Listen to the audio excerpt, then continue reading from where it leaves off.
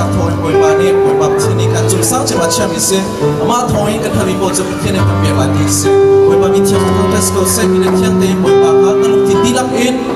nó sẽ bị béo buổi tôi một thiên buổi cái sao chỉ mà lại cái con cái này